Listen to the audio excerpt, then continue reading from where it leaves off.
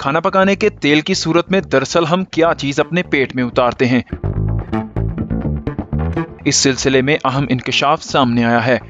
एक रिपोर्ट में इंकशाफ किया गया है कि बार बार इस्तेमाल शुदा कुकिंग ऑयल की शक्ल में हम जहर अपने पेट में उतारते हैं।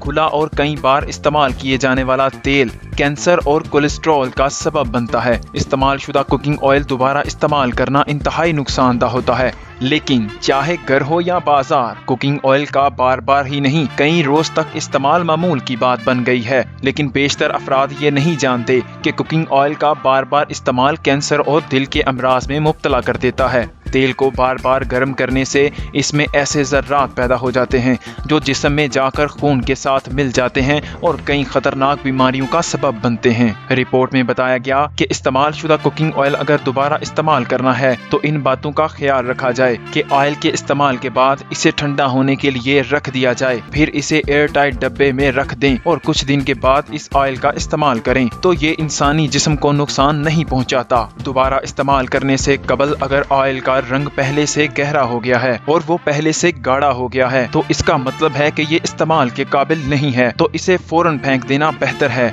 ऑयल को गर्म करते वक्त अगर इसमें मामूल से ज्यादा धुआं बने तो मतलब ये भी अब काबिल इस्तेमाल नहीं रहा। रिपोर्ट के मुताबिक सनफ्लावर ऑयल, सोयाबीन, सरसों, किनोला का स्मोक पॉइंट ज्यादा जबकि जैतून के तेल का स्मोक पॉइंट कम होता है।